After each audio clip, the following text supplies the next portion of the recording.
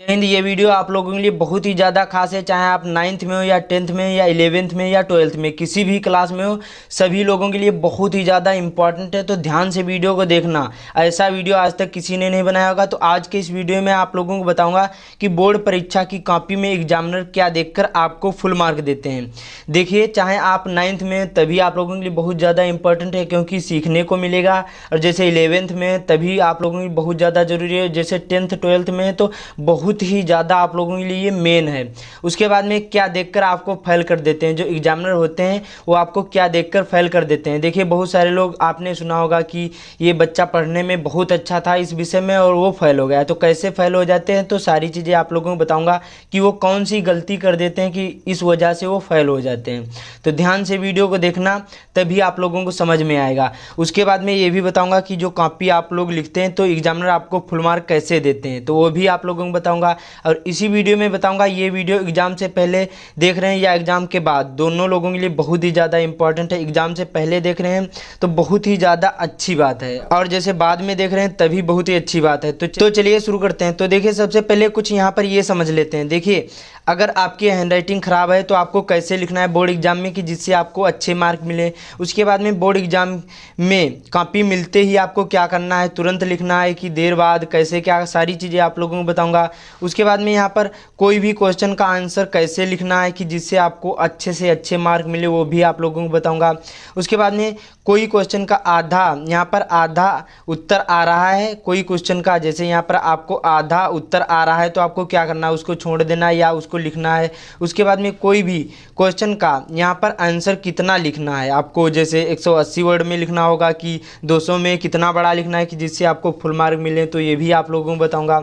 उसके बाद में आप देखिए, और क्या ज़्यादा पेज लिखने से ज़्यादा मार्क मिलते हैं, ये भी आप लोगों को इसी वीडियो में बताऊंगा। ज़्यादा पेज लिखने से, बहुत सारे लोग कहते हैं कि ज़्यादा पेज लिखोगे तो अच्छे मार्क मिलेंगे, तो ये भी बताऊंगा कि ज़्यादा पेज लिखने से ज़्यादा मार्क मिलते हैं या फिर नहीं। तो ध्यान से वीडियो को देखना।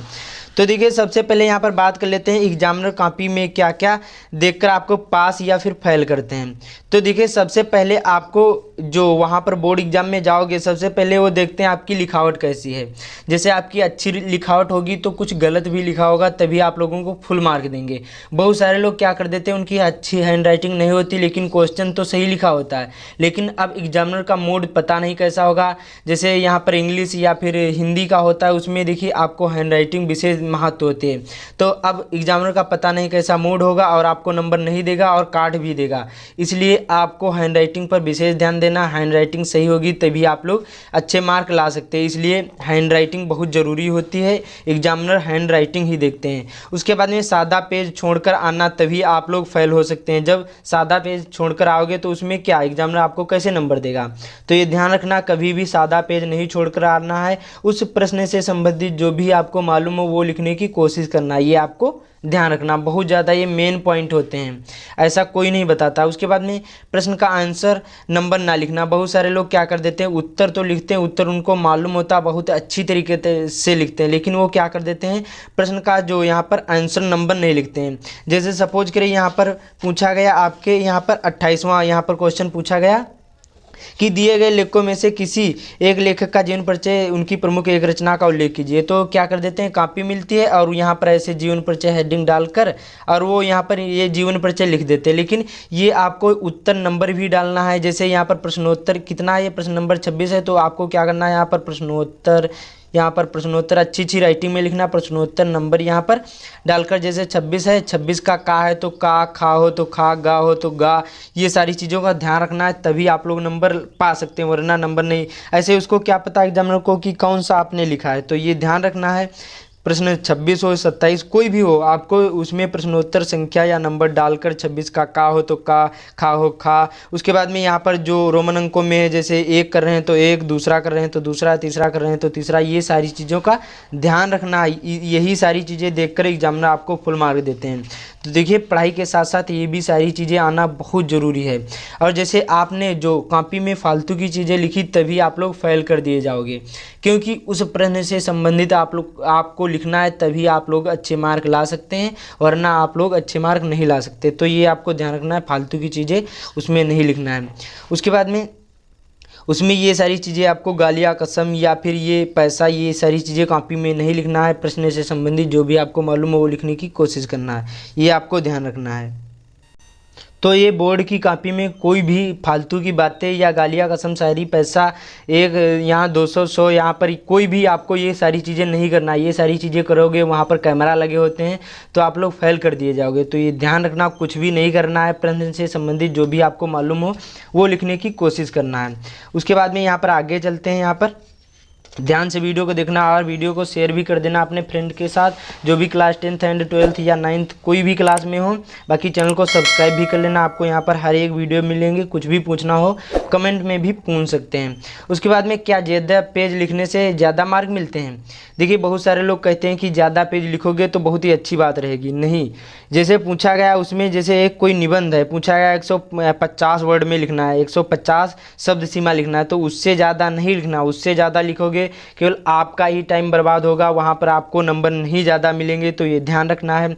जैसे कोई निबंध हो या कोई भी प्रश्न उत्तर पूछा गया कि 60 वर्ड में लिखना है, 60 शब्द सीमा होनी चाहिए, 60 वर्ड से ऊपर नहीं होना चाहिए, तो उतने ही आपको लिखना, उससे ज़्यादा नहीं लिखना है। उससे ज़्यादा लिखोगे केवल आपका टाइम बर्बाद होगा और पेपर भी छूट जाएगा, अच्छी तरीके से नहीं कर पाओगे। तो ये ध्यान रखना है, ये आपको गलती नहीं करना है। ज़्यादा पेज लिखने से ज़्यादा मार्क नहीं मिलते हैं। जितना आपको पूछा जाए सटीक केवल लिखना है, उससे संबंधित जो भी आपको मालूम हो अच्छी तरीके से लिखना है। 150 वर्ड में पूछा जाए 150 वर्ड में लिखना है, 60 वर्ड में पूछा जाए 60 वर्ड में लिखना है, उससे ज़्यादा नहीं लिखना है। कुछ फ़ायदा नहीं होता है, आपको केवल टाइम ही बर्बाद होता है, बाकी कुछ नहीं होता है। उसके बाद में प्रश्न का आंसर लिखते समय आपको थोड़ा गैप बनाकर जरूर लिखना है। जैसे एक प्रश्न यहाँ पर समाप्त हो गया, जैसे एक ये प्रश्न है समाप्त हो गया, तो आपको क्या करना है, दूसरा जब प्रश्न लिखोगे तो लाइन खींचना है, उसके बाद में दूसरे लाइन से या फिर 1-2 लाइन का गैप बनाकर ही लिखना है। इससे क्या होगा, जो आपकी कॉपी होगी अट्रैक्टिव दिखेगी और अच्छी तरीके से एग्जामिनर को समझ में भी आएगा कि हाँ बच्चा पढ़ने में अच्छा है, और उसको समझ में भी आएगा क्वेश्चन का आंसर। तो ये ध्यान रखना है, एक प्रश्न लिखते समय दूसरे प्रश्न के बीच में थोड़ा गैप बनाकर ही आपको रखना है, तभी आप लोग अच्छे मार्क ला सकते हैं। तो ये छोटी छोटी बातों का ध्यान रखना बहुत ज़्यादा ये इम्पॉर्टेंट हो जाता है। उसके बाद में जो प्रश्न का उत्तर आधा आ रहा है तो लिखें या फिर छोड़ दें। तो देखिए, उसको छोड़ने से कोई फ़ायदा नहीं होगा, चाहे मैथ हो या साइंस हो, कोई भी हिंदी सब्जेक्ट, कोई भी सब्जेक्ट हो। जैसे आधा उसको उत्तर आ रहा या फिर आधे से कम आ रहा तो उसको छोड़ना नहीं है। पहले जो आ रहा हो, उस जो आधा आ रहा है उसको लिखना, उसके बाद में जो भी आपको समझ में आए उससे वर्ड तो आप लिखने की कोशिश करना है कि उस जितना उतना पूछा जाए उतना ही आपको लिखने की कोशिश करना है। तो उसको छोड़ना नहीं। जैसे 5 नंबर का पूछा जाएगा तो कुछ ना कुछ, जैसे आधा आ रहा है तो कम से कम 3 या 4 उससे और बढ़ा दोगे तो 3 या 4 या 5 भी दे सकता है। अच्छी राइटिंग होगी तो 5 भी नंबर पूरे नंबर भी दे सकता है। तो आपको प्रश्न नहीं छोड़ना है, आधा आ रहा हो या थोड़ा से भी उसका आ रहा है तो वो भी लिखने की कोशिश करना है, ये ध्यान रखना है। उसके बाद में यहाँ पर क्या है, जिस प्रश्न का उत्तर बिल्कुल ना मालूम हो तो उसका आंसर कैसे लिखना है। देखिए, जैसे कोई भी प्रश्न का उत्तर नहीं मालूम है तो उसको कैसे रिप्रेजेंट करना है कि जिससे आपको अच्छे मार्क मिलें। तो जैसे सपोज करिए कोई यहाँ पर क्वेश्चन ले लीजिए, यहाँ पर जैसे कोई भी क्वेश्चन है, जैसे आपको नहीं आ रहा तो उसको कैसे लिखना है। जैसे यहाँ पर पूछा गया, जैसे यहाँ पर कोई भी एक यहाँ पर ले लीजिए अच्छी तरीके से, जैसे चलो हिंदी में, चलो नहीं, यहाँ पर जैसे कोई यहाँ पर जैसे सपोज करिए कि यहाँ पर आ गया कि साइंस का कोई सब्जेक्ट यहाँ पर आ गया, क्वेश्चन आ गया, पूछा गया कि अम्ल तथा क्षार में अंतर बताइए। तो आपको मालूम नहीं तो इसको कैसे रिप्रेजेंट करना है। आपको कुछ तो इसके बारे में पढ़ा होगा, थोड़ा बहुत जितना भी मालूम हो इससे संबंधित, तो आपको क्या करना है, जैसे अम्ल क्या होते हैं, खट्टे होते हैं, क्षार क्या होते हैं, यहाँ पर मतलब यहाँ पर तीक्ष्ण, यहाँ पर जो उसके नमकीन के जैसे होते हैं। तो क्या करना है, उससे संबंधित जो भी आपको पता हो वो लिखने की कोशिश करना है। जो भी आपको 1-2 शब्द मालूम है, जैसे 1857 की क्रांति हुई थी तो उससे संबंधित, जैसे रानी लक्ष्मीबाई, तात्या टोपे हो गए, तो उससे संबंधित जो भी आपको मालूम हो, थोड़ा बहुत आपने पढ़ाई होगा तो उससे संबंधित जो भी मालूम हो वो लिखने की कोशिश करना है। और जैसे प्रश्न जैसे यहाँ पर पूछा गया कि अम्ल तथा क्षार क्या है, तो अम्ल तथा क्षार हेडिंग डालकर फिर उस प्रश्न से संबंधित जो भी आपको थोड़े बहुत पॉइंट मालूम हो वो लिखने की कोशिश करना है। जैसे 5-10 नंबर का है तो कुछ ना कुछ नंबर देंगे, तो आपको कोई भी प्रश्न नहीं छोड़ना, ये ध्यान रखना। जो भी प्रश्न नहीं आ रहा तो उसको भी आपको लिखने की कोशिश करना, ये ध्यान रखना है। तो उस प्रश्न से संबंधित जो भी आपको मालूम हो वो लिखने की कोशिश करना, अदर नहीं करना है। प्रश्न से संबंधित आपको लिखोगे तभी नंबर मिलेंगे, ये आपको ध्यान रखना है। तो बहुत ज़्यादा ये मेन पॉइंट होते हैं, तभी आप लोग अच्छे मार्क ला सकते हैं। उसके बाद में अब आपको क्या करना है, जैसे बचे हुए टाइम में आपको तैयारी कैसे करना है उसके बाद में अभी बताऊंगा कि हैंड राइटिंग ख़राब है तो क्या करना है, कॉपी जैसे आपको नहीं लिखना आ रहा हो तो उसको कैसे लिखना वो भी आप लोगों को बताऊंगा। तो बचे हुए टाइम में कैसे तैयारी करना, आपको क्या करना, अब 100% स्टडी पर ध्यान देना है या कहीं पर भी घूमना नहीं है, तभी आप लोग अच्छे मार्क ला सकते हैं।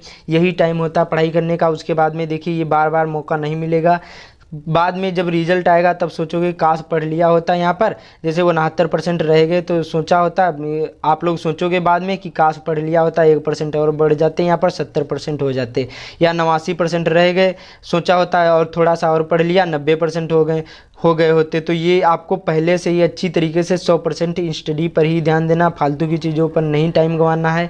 अच्छी तरीके से पढ़ लीजिए, उसके बाद में पछताओगे इसलिए। उसके बाद में सभी सब्जेक्ट के इंपॉर्टेंट क्वेश्चन आंसर आपको पढ़ना है, एनसीईआरटी ही क्वेश्चन पढ़ना है, एनसीईआरटी ही ज़्यादा पूछे जाते हैं। उसके बाद में model paper, previous year paper आपको सॉल्व करना है। इससे क्या होगा, परीक्षा पैटर्न, पेपर पैटर्न समझ में आ जाएगा, जिससे आसानी होगी पेपर देने में, कम समय में भी अच्छी तरीके से पेपर को सॉल्व कर पाओगे। उसके बाद में सभी सब्जेक्ट को इंपॉर्टेंट दो, चाहे हिंदी हो, इंग्लिश, साइंस, सभी सब्जेक्ट के। जैसे जो वीक हो उसको ज़्यादा टाइम दो, जैसे जो अच्छा है उसको थोड़ा कम टाइम दो, लेकिन सभी विषयों को पढ़ो, तभी आप लोग अच्छे मार्क ला सकते। बाकी जैसे यहाँ पर हिंदी हो गई, इंग्लिश हो गई, इनको अच्छी तरीके से इंपॉर्टेंट दो, क्योंकि यही आपके यहाँ पर परसेंटेज को बढ़ाते हैं, तो ये ध्यान रखना। बाकी सभी सब्जेक्ट को इंपॉर्टेंट देना। बाकी अब सोशल मीडिया से दूर रहना है, Insta reel, WhatsApp, Facebook, short video ये कोई नहीं देखना है। ये देखोगे केवल टाइम इनमें बर्बाद होता है। बाकी देखिए पढ़ाई की चीज़ें देखिए वो अच्छी चीज़ें होती, ज्ञान की चीज़ें देखिए वो अच्छी चीज़ें होती, लेकिन इन सारी चीज़ों से दूर रहोगे तभी आप लोग अच्छे मार्क ला सकते हैं, वरना आप लोग अच्छे मार्क नहीं ला सकते। इसमें टाइम 1, 2 या 3, 4 घंटा गंवाओगे तो आपका केवल टाइम ही बर्बाद होगा। बाकी कुछ नहीं होता, इन चीज़ों से कुछ नहीं मिलता है, बाद में देख लेना। अभी पढ़ाई करने का टाइम है तो अच्छी तरीके से पढ़ लीजिए। उसके बाद में अब चलते हैं उसको कैसे, जैसे हैंड राइटिंग ख़राब हो, बोर्ड एग्जाम में कॉपी कैसे लिखना वो भी आप लोगों को अब बताऊंगा। देखिए कॉपी मिलते सबसे पहले आपको क्या करना है, सबसे पहले आपको इस प्रकार से कॉपी मिलेगी। अपना रोल नंबर अच्छी तरीके से डालना है वहाँ पर, हिंदी यहाँ पर अनुक्रमांक अंकों में और शब्दों में। उसके बाद में यहाँ पर विषय, केवल प्रश्न पत्र, ये सारी चीज़ें आपको अच्छी तरीके से भर देना है, कहीं पर भी कोई भी मिस्टेक नहीं करना, ये आपको ध्यान रखना है। तो ये सारी चीज़ें आपको अच्छी तरीके से भर देना। मैंने इस पर वीडियो बना दिया है, लिंक डिस्क्रिप्शन में मिल जाएगा वीडियो को, तो आप लोग वो वीडियो जरूर देख लेना। उसके बाद में यहाँ पर देखिए अब क्या करना है, आपको फर्स्ट पेज में कहीं पर भी आपको काटा पीटी नहीं, आपको कोई भी गलत उत्तर लिखना, ये भी ध्यान रखना है। और जैसे कॉपी मिले उसके बाद में पटरी से लाइन खींचना, इधर और इधर नहीं खींचना, ये आपको ध्यान रखना है। उसके बाद में पटरी से काले पेन से लाइन खींचना है। उसके बाद में यहाँ पर जैसे खंड खा हो तो खा, गा हो तो गा, आपको ऐसे हेडिंग डाल देना है। उसके बाद में कोई भी प्रश्न नहीं उतारना है। जैसे प्रश्नोत्तर संख्या 21 है तो आपको कोई भी प्रश्न नहीं उतारना है, ऐसे प्रश्नोत्तर नंबर या संख्या डालकर जो भी हो ऐसे कर देना है। और उसी प्रकार से ऐसे आपको लिखना है, कॉपी संकेत डालकर जो भी हो हेडिंग डालकर, और ऐसे ही आपको लिखना है, तभी फुल मार्क मिलेंगे। तो ये सारी चीज़ों का ध्यान रखना। और फर्स्ट पेज में या फिर कहीं पर भी आपको काटा पीटी नहीं करना है, काटा पीटी करोगे तो आपको नंबर काट दिए जाएंगे। तो ये ध्यान रखना है, कहीं पर भी काटा पीटी नहीं करना, ना ही आपको कोई भी गलत उत्तर लिखना। अच्छी तरीके से उस प्रश्न से संबंधित जो भी आपको मालूम हो वो लिखने की कोशिश करना है। मैंने पहले ही बताया कि एक प्रश्न दूसरे प्रश्न के बीच में 1 या 2 लाइन का गैप बनाकर रखना है। इससे क्या होगा, एग्जामिनर को भी समझ में आएगा। पटरी से लाइन खींचना है, जैसे कोई भी प्रश्न का उत्तर समाप्त हो जाए, ये भी आपको ध्यान रखना है। उसके बाद में ये सारी चीज़ें आप लोगों को समझ में आ गई होंगी, उम्मीद करता हूँ ये सारी चीज़ें आप लोगों को समझ में आ गई होंगी कि कॉपी कैसे लिखना है। और उसके बाद में क्या था, यहाँ पर हैंड राइटिंग कैसे ख़राब है तो आपको क्या करना है। हैंड राइटिंग ख़राब है तो घर पर प्रैक्टिस कर लीजिए अभी से अच्छी तरीके से, जिससे क्या होगा, अच्छी राइटिंग हो जाएगी, तभी आप लोग अच्छे मार्क ला सकते हैं। बाकी मैंने बता दिया कोई भी क्वेश्चन का आंसर कैसे लिखना है, ये भी मैंने आप लोगों को बता दिया। कोई भी क्वेश्चन आधा आ रहा है ये भी बता दिया मैंने, क्वेश्चन का कितना आंसर लिखना चाहिए ये भी बता दिया, क्या पेज ज़्यादा लिखने से ज़्यादा मार्क मिलते हैं, ये भी सारी चीज़ें आप लोगों को बता दिया है। तो इस वीडियो को ज़्यादा से ज़्यादा शेयर कर देना अपने दोस्तों के साथ। बाकी चैनल पर पहली बार आए चैनल को सब्सक्राइब भी कर लेना, ये वीडियो बहुत ज़्यादा इंपॉर्टेंट था।